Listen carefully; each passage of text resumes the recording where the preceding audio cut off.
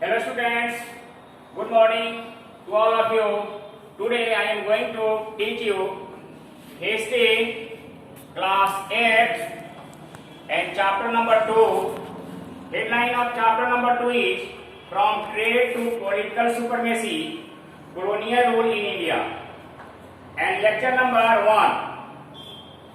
आप जानते हैं कि ब्रिटिश ईस्ट इंडिया कंपनी जब भारत में आई तो एक व्यापारी संस्था के रूप में, ट्रेडर के रूप में आई और ट्रेडर के बाद धीरे धीरे अपनी शक्ति बढ़ाते गई और 1757 के बैटल ऑफ पलासी के युद्ध में जीतने के बाद उसका हौसला बढ़ गया। पुनः 1764 में बक्सर का युद्ध हुआ और 1765 में मुगल सम्राट शाह आलम सेकंड के द्वारा ब्रिटिश ईस्ट इंडिया कंपनी को बंगाल, बिहार, उड़ीसा की दीवानी प्राप्त हो गई, जिसके कारण वह पॉलिटिकल सुपरमेसी में आ गया। Understand it? यानी उसकी शासन व्यवस्था उसके हाथों में आ गई। Now the foundation of Mughal empire in 1526 by Babur. आप जानते हैं कि अंग्रेजों की आने के पहले मुगल सल्तनत था और मुगल बादशाह सबसे पहले मुगल साम्राज्य की स्थापना बाबर ने किया 1526 के बैटल ऑफ पानीपत फर्स्ट के तहत। बैटल ऑफ पानीपत फर्स्ट में बाबर उस समय दिल्ली सम्राट, मुगल बादशाह दिल्ली सम्राट जो थे वह आपको उस समय अफगान थे, दिल्ली सम्राट इब्राहिम लोदी था और बाबर ने 1526 में इब्राहिम लोदी को हराकर दिल्ली पर कब्जा किया और मुगल साम्राज्य का स्थापना किया। आप जानते हैं और उसकी पीढ़ी बहुत दिनों तक काम करती रही। लेकिन आप देखेंगे कि downfall of Mughal empire after the death of the Aurangzeb also died in 1707। लेकिन मुगल सम्राट बाबर के बाद औरंगजेब का जब शासन आया तो औरंगजेब तक तो ठीक था उसकी शासन व्यवस्था, क्योंकि अंग्रेज एक कट्टर मुस्लिम सम्राट था, उसकी शासन व्यवस्था ठीक थी। लेकिन जैसे ही 1707 ईस्वी में औरंगजेब का डेथ हुआ, उसके बाद उसके उत्तराधिकारी बिखर गए एकता के अभाव में और उनसे शासन मुगल साम्राज्य को नहीं संभाला जा सका और वे स्कैटर्ड हो गए, चित्ती हो गए। By the 1750 Mughal Empire was divided into a number of regional kingdoms।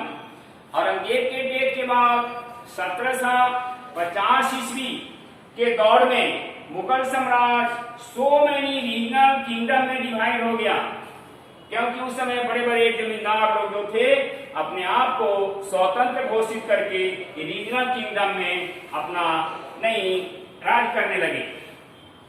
The English east India company was established in London in 1600 by a royal charter issued by the Queen Elizabeth I to trade the company West Indies and India and the eastern part of the India। आप जानते हैं कि British east India company, जिसको English east India company के नाम से भी जाना जाता है, आपके बुक में इंग्लिश ईस्ट इंडिया कंपनी की चर्चा है। इंग्लिश ईस्ट इंडिया कंपनी में दिया है आई और सी। EEIC का फुल फॉर्म होता है इंग्लिश ईस्ट इंडिया कंपनी। तो इंग्लिश ईस्ट इंडिया कंपनी जो भारत में औरंगजेब के शासन के बाद 200 वर्षों तक शासन किया, यहाँ पर 190 वर्षों तक, यानी 1757 से लेकर 1947 तक जो शासन किया, 190 वर्षों का लंबा शासन, वह ईस्ट इंडिया कंपनी के माध्यम से। तो east India company, British east India Company का फाउंडेशन 1600 ईस्वी में लंदन में हुआ। इंग्लैंड की राजधानी लंदन में इसकी फाउंडेशन हुआ, स्थापना हुई और उस समय वहां की रानी क्वीन एलिजाबेथ थी। उन्हीं के रॉयल ऑर्डर के आधार पर रॉयल चार्टर इशू की थी और उन्हें ऑर्डर ईस्ट इंडिया कंपनी को स्थापित करने के लिए एक चार्टर इशू की थी एलिजाबेथ, इसलिए कि वेस्ट इंडीज और वेस्ट इंडीज तथा इंडिया के पूर्वी भाग वाले क्षेत्र, इंडिया और इंडिया के पूर्वी भाग वाले क्षेत्र में इस कंपनी को व्यापार करने का फरमान मिला एलिजाबेथ द्वारा। तो 1600 ईस्वी में तो ईस्ट इंडिया कंपनी के फाउंडेशन हो गया, लेकिन इंडिया में उसका आगमन हुआ 1608 ईस्वी में।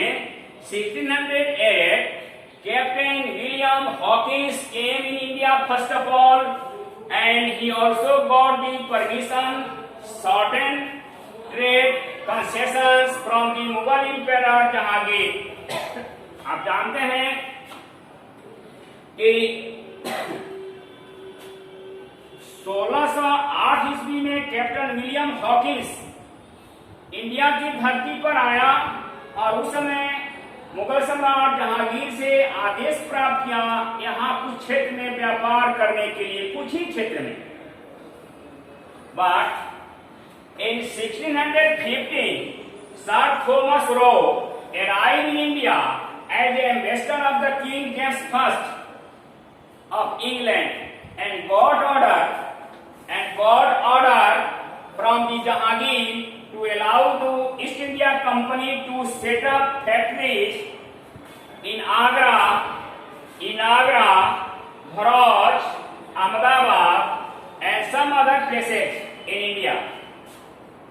आप जानते हैं कि हॉकिंस के आने के बाद पुनः 1615 ईस्वी में थॉमस रो नहीं, इंग्लैंड के राजा किंग जेम्स फर्स्ट के एम्बेसडर बन के, दूत बनकर भारत में प्रवेश किया और जहांगीर के दरबार में जहांगीर से नहीं, वह east India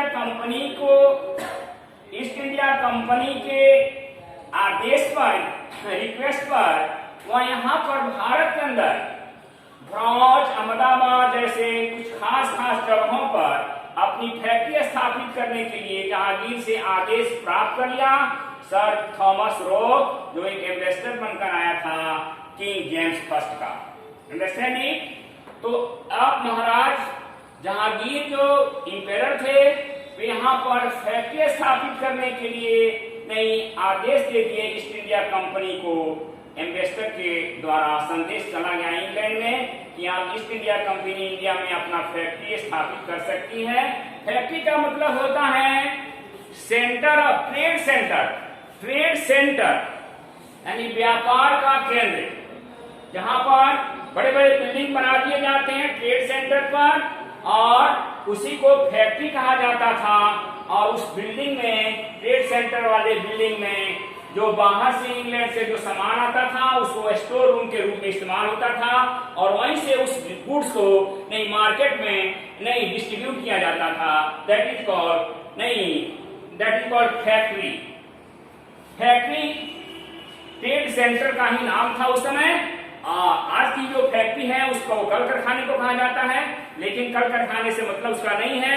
British factory, company का फैक्ट्री का मतलब हुआ ट्रेड सेंटर, अंडरस्टैंड इट। तो पहली बात आप देखेंगे कि 1615 में जहांगीर ने ट्रेड सेंटर खोलने के लिए, फैक्ट्री खोलने के लिए आदेश दे दिया और इस आदेश को लेकर पहुंचा इंग्लैंड कौन?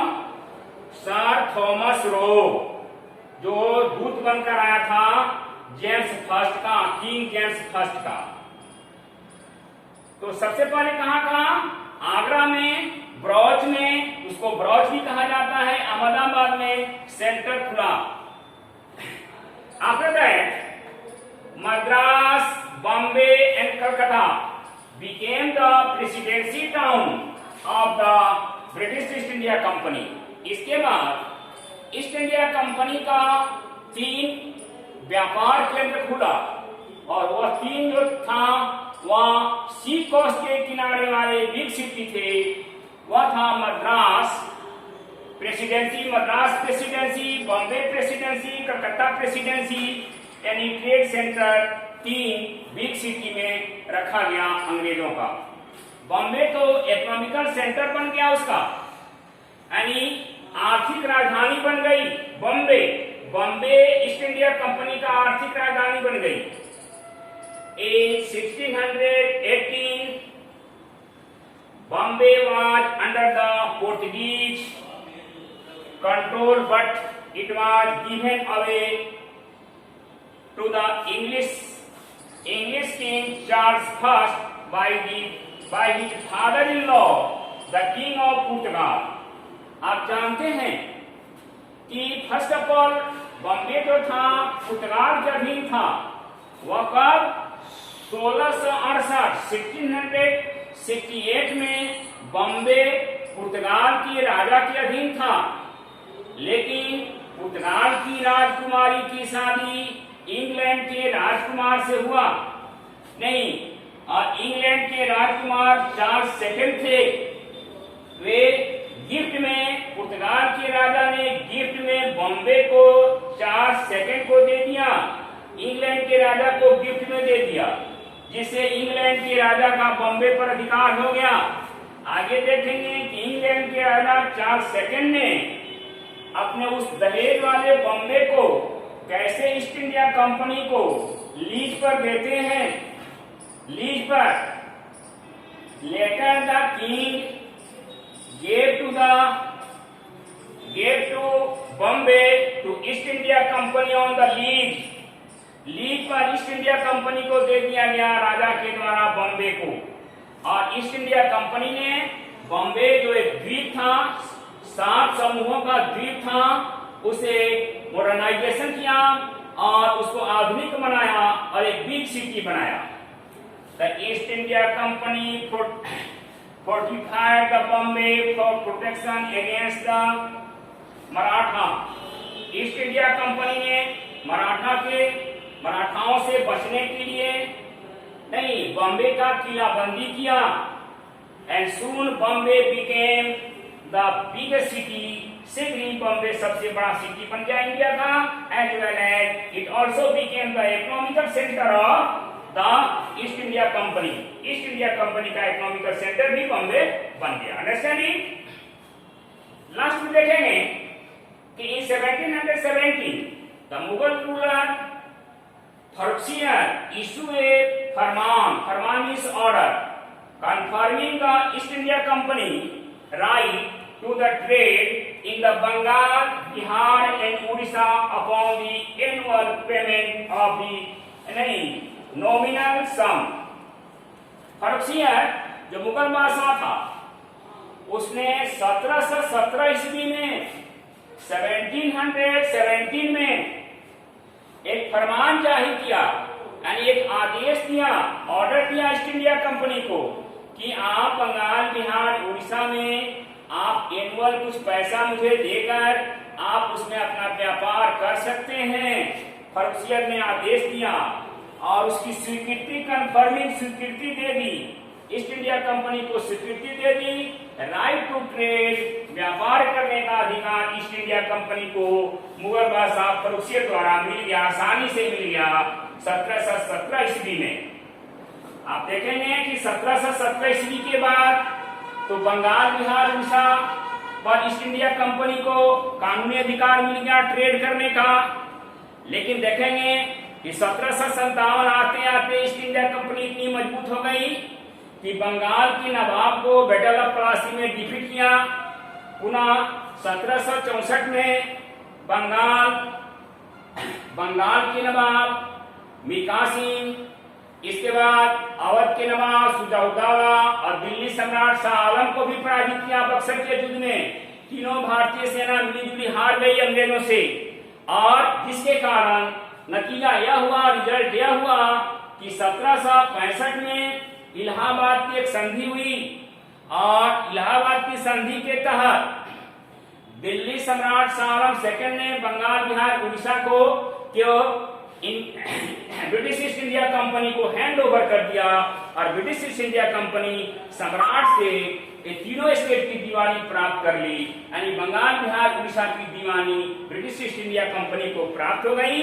अब यहाँ की शासन व्यवस्था और लैंडेड प्रॉपर्टी सारी ईस्ट इंडिया कंपनी को हो गई, और यहाँ के मूल निवासी जो थे अब सम्राट के अधीन नहीं, मुगल बादशाह के अधीन नहीं, ईस्ट इंडिया कंपनी के गुलाम बन गए और उनके आदेश का पालन करने लगे। Rest next day.